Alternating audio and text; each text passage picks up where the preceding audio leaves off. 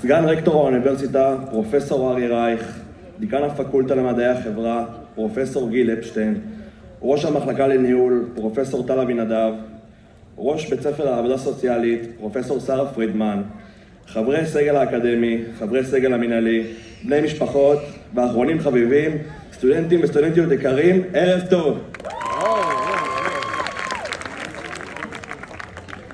הדואג לימים זורע חיטים, הדואג לשנים נוטע עצים, הדואג לדורות מחנך אנשים. יאנוש קורצ'אק. שמי יאור שמואל קוט, בוגר תואר ראשון בניהול טכנולוגיה ותואר שני בניהול תעשייתי במחלקה לניהול, ואני נרגש מאוד לעמוד כאן הערב. בחרתי להתחיל את הנאום שלי דווקא במשפט הזה, מתוך האמונה האמיתית במטרתה של אוניברסיטת בר אילן, בחינוך עצמו. החינוך משתקף בבחירות כסטודנטים שביצענו מרגע תחילת הלימודים באוניברסיטה ובמחלקה.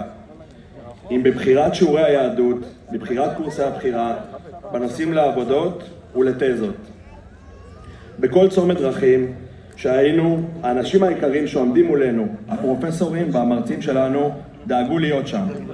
ללוות אותנו ולהעניק לנו קצת מהידע שלהם, בשביל שיום יבוא, וגם אנחנו ניתן מעצמנו לדורות הבאים שיגדלו באוניברסיטת בר אילן ובכלל.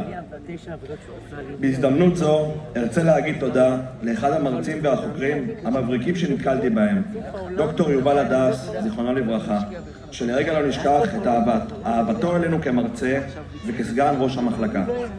את ההשקעה, האכפתיות, ההתמדה והחיוך הענק בבוקר.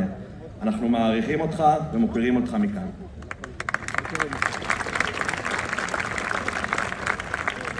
התחלתי את לימודיי בבר אילן לאחר נדודים בשני מוסדות להשכלה גבוהה שלא התחברתי אליהם. וברגע שהגעתי לאוניברסיטת בר אילן, מצאתי את שחיפשתי. צניעות, ענווה, אכפתיות, חינוך לבחירה, והיכולת של כל סטודנט שרוצה לעשות קצת יותר. ביום בו הגעתי לשיעור הראשון שלי בבניין 605, חדר 61, בקורס המשאב האנושי, אצל דוקטור דביר קווה, הבנתי שלפה אני שייך. ואכן בסופו של דבר הצלחתי להגיע להישגים גבוהים בהצטיינות לימודית, שבדרך רכשתי חברים לספסל הלימודים וגם לחיים עצמם.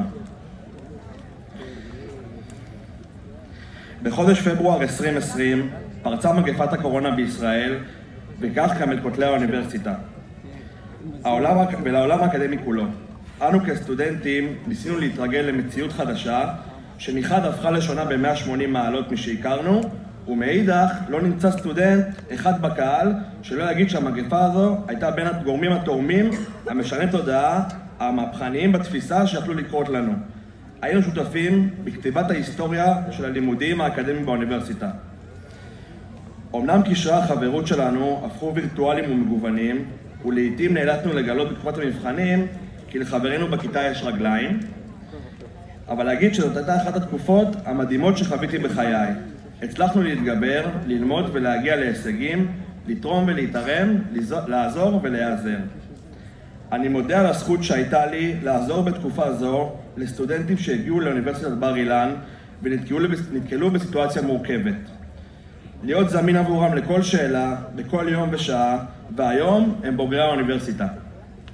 אני מאמין בכל ליבי בעזרה לזולת. אלה הערכים שהוריי הקנו לי מבית, ואלה הערכים לאורם התנהלתי בכל חיי. כיהנתי בתור יו"ר נציגי המחלקה, נציג באגודת הסטודנטים, ועסקתי רבות בייצוג הסטודנטים מול האוניברסיטה והמרצים עצמם, במטרה אחת, לתת עזרה לכל הדורש בה.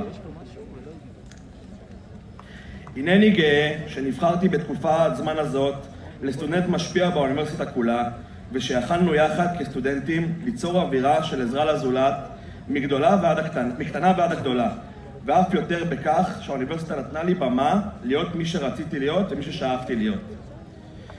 כשאני עומד היום ומנסה לסכם את הדרך שעברנו יחד, אני מבקש מהחברים שלי, תהיו גאים על הדרך שעברנו, על האומץ שלנו להיות קרקע פוריה להתפתחות אחד של השני, על שיצרנו בעצמנו את החוויה הסטודנטיאלית בבר אילן. רכשנו ידע וגם מקצוע. ובעיקר למדנו להתבונן מתוך החברה ולא מתוך האני. לבסוף אגיד תודה לכל מי שפגשנו בדרך, לכל עובדי האוניברסיטה, הספרניות, עוזרי ההוראה, המתרגלים, המרצים ומזכירות המחלקה. בלעדיכם לא יכולנו להשלים את לימודנו. בתודה אישית וענקית לאוניברסיטה הזאת שהכירה לי את אשתי לעתיד בעוד כ9 חודשים. תודה אחרונה היא כמובן למשפחתי ושאר המשפחות הנמצאות כאן על התמיכה בנו ועל זה שבזכותכם אנחנו כאן. אני גאה לעמוד מולכם ברגע זה ומאחל שנדע ימים טובים יותר בהם כל כוחות הביטחון, החיילים, החטופים והמפונים יחזרו לביתם בריאים בגופם ובנפשם. אמן.